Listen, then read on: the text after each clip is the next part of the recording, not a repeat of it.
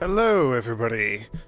I am King's Ransom, and welcome to my next Let's Play.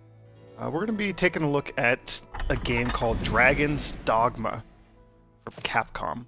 The game came out in 2012, I believe.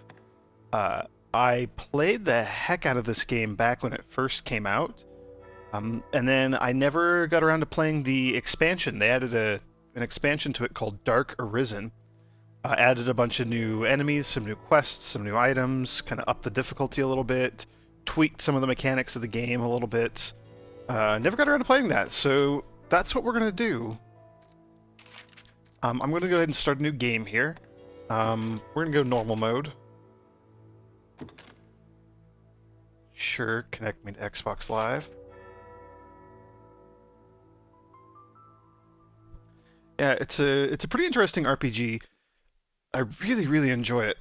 I remember just having a whole heck of a lot of fun playing this game, and I've always been curious as to what what exactly the expansion changes, an extra couple of missions and so on. Child of Man blazes your path. How dark it's gotten. Have you a light source? Oh, I forgot about this tutorial level. Okay, so draw my sword.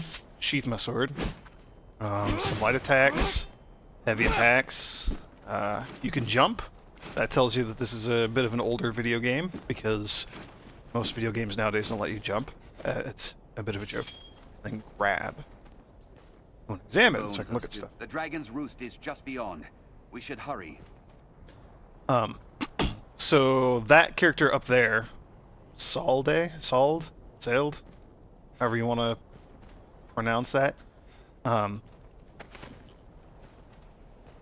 Ooh. So he's going to be our minion here. He'll wander around and help us out. One of the big primary mechanics for this game. We near our journey's end. Oh, what is that? Station of our long struggle. Oh, it's my shield. Okay. One of the big mechanics for this game is that you get these minions, these pawns. It shows itself. Come, Arisen. It's beyond imagining. It's a nasty dragon guy. Okay. You get these pawns, these minions who can assist you. My fire, the next link in the endless chain.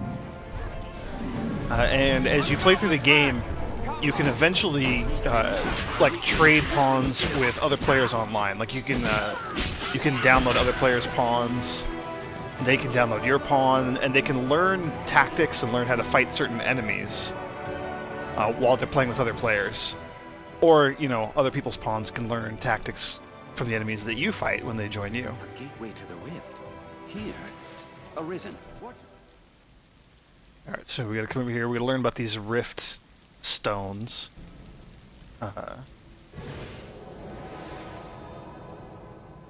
Which is what I was talking about, where you can summon other pawns.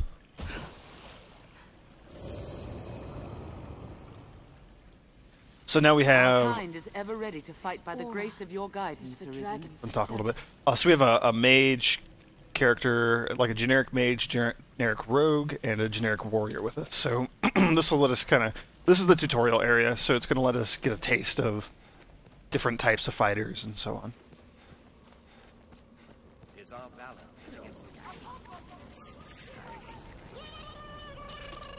I'll get the weaklings out of the way. Even in numbers, a weakling Awesome, is a so I can pick up that guy and throw him.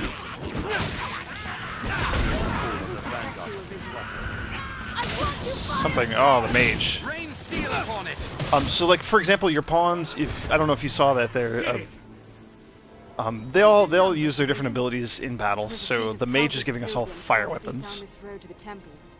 One of them is walking around picking up items off the corpses of the enemies that we just defeated there. Monsters The have made a shambles warrior at of one this point place. had grabbed A foe one here of the means goblins. certain death. Yeah, and they're just going to talk a lot too. I might need to tweak the volume a bit if that gets too annoying. The warrior can grab pawns, or he can grab enemies, and then I can he'll hold them, kind of pin them, so I can just wail on them with my sword for a couple attacks. A lot of interesting stuff like that. And they also have a lot of insightful commentary about the area. Ever ready as we advance. So they'll warn you like, hey, look. Are there no other survivors? Right, like, I see lots of corpses. There's probably a trap up ahead. You know, they'll say things like that as you progress through the game. Another cutscene. Ah. Careful! A goblin! Oh, okay. Goblin in here.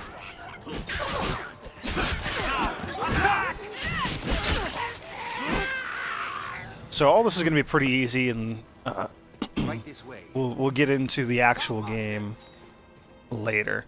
This just kind of this area doesn't particularly make sense unless you've already played the game and kind of know what's going on.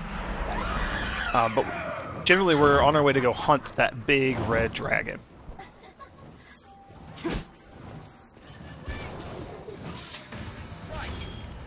Take my fire! It's within striking range. A flying beast arisen. Kill it. So. Lucky is the pawn able to fight at the Arisen side. I am thankful.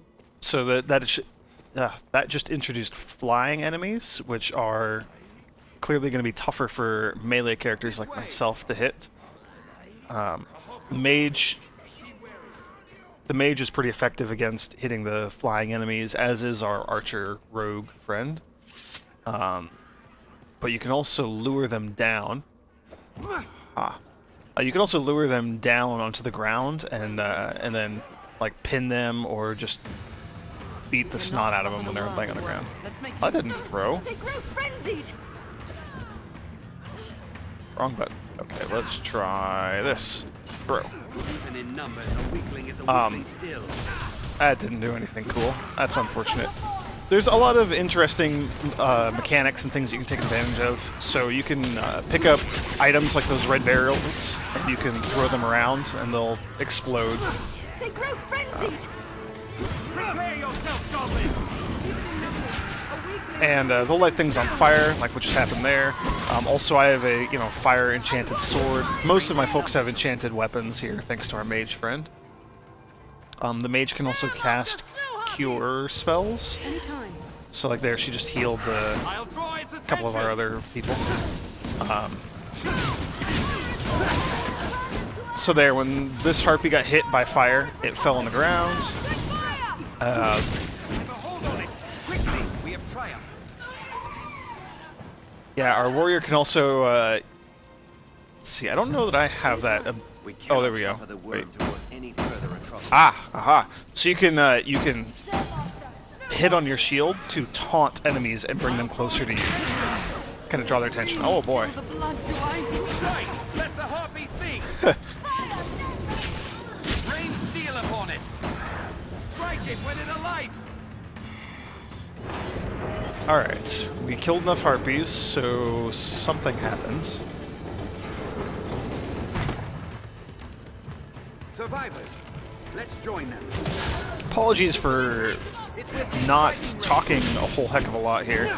I am kind of trying to refamiliarize myself with the game and learn some of the mechanics. So, shield strike, symbol attack. Also, you hear that singing in the background? That's harpies. They can sing, and it does something nasty. I forget what.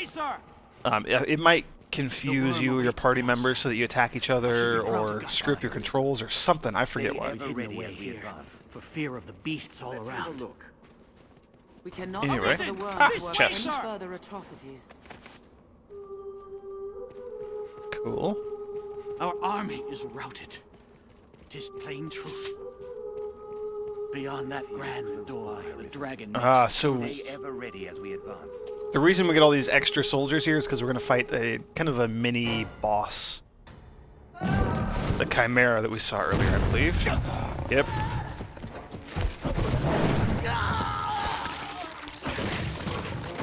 Yep. Just going to go ahead and gore that guy. Poor soldier. So another interesting mechanic of this game is a lot of these larger creatures you fight, other than doing nasty attacks like that, you can climb on them to a certain extent. So, I'm going to climb up on the goat head. Nope, I'm not going to climb up on the goat head. I was going to try to climb up on the goat head and then stab it. And so, like, for example, with the chimera, with the different heads, you can do damage to those particular heads. So, like, you can climb up on the snake and chop the snake head off, and then that snake head won't be able to attack you anymore. The goat head does magic spells, so it's... Yeah, see, like, there we go. We took the snake head off. They hit the lion enough to knock it down.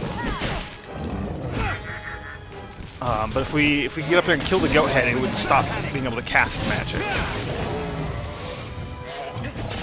Which would be really good. Also, so health bars. I'm going to talk about the boss's health bar up at the top of the screen, that pink health bar. It has a couple of little dots next to it. Each of those dots represents another health bar. So it actually has, this boss has 3 health bars, I believe. We've taken down the first health bar, and we're almost down the second. We did kill the goat's head. You can see it's just kind of limp there. So now he doesn't have any actual magic attacks that he can use. So we just got to deal with the lion kind of running around like it's doing there. But it will wear itself out, like it just did. I'm going to climb on its face and pound at it a little bit. Until it roars me off. My health is... Okay, I was going to say my health is getting kind of low, but... Oh, what are these? Ah, I found my abilities.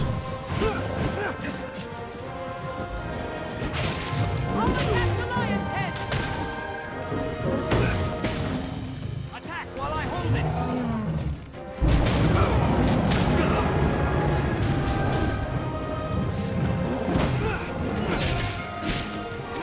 Alright. I'm relearning how to play this game here. Alright, we're gonna climb up on his mane and kind of pound on his face a little bit more. He doesn't like that, but he'll be distracted with trying to shake me off and let my party kind of attack him a bit more. Do some heavy damage. Alright, so this isn't too bad. Also, as you notice, we lit him on fire. So there's certain status effects in the game, like oil and whatnot.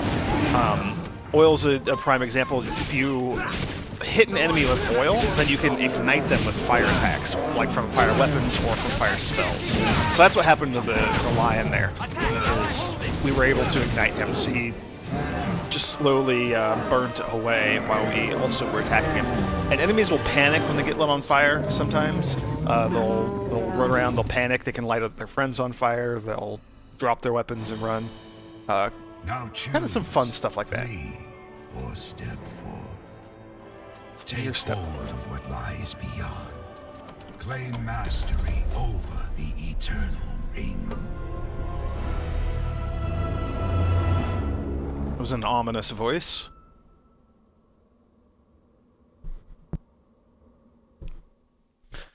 Alright. Time to move forward and I believe confront the dragon. Oh, or maybe we're done with that. And countless lifetimes come to pass.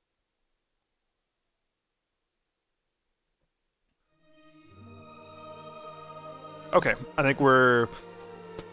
So that must have been the boss of that tutorial area. Now we're going to get into the actual game. So, hooray, cutscene time.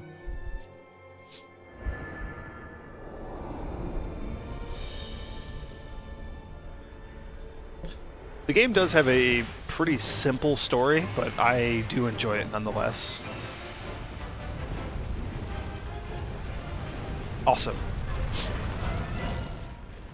So, a bunch of those snow harpies, it looked like. And I'm guessing that's a dragon. The game is called Dragon's Dogma, so dragons are kind of a central conceit of the game.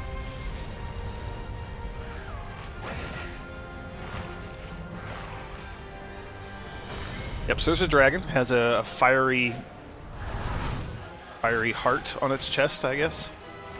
Fallen from the sky. Seems like it should wake up and start flying. Yeah, there we go.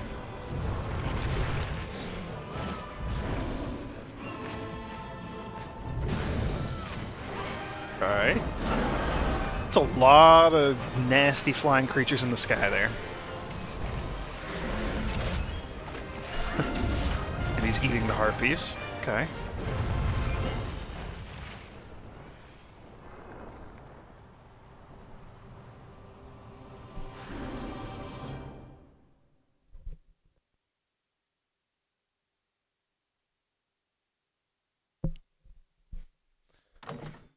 So that was interesting. Okay, and now we get to go through some character creation stuff. So, you know what? I'm going to go ahead and end it here. And in the next video, I will have created my character, and we will get rolling with the actual game itself. So thank you for joining me, and I'll see you in the next video, everybody.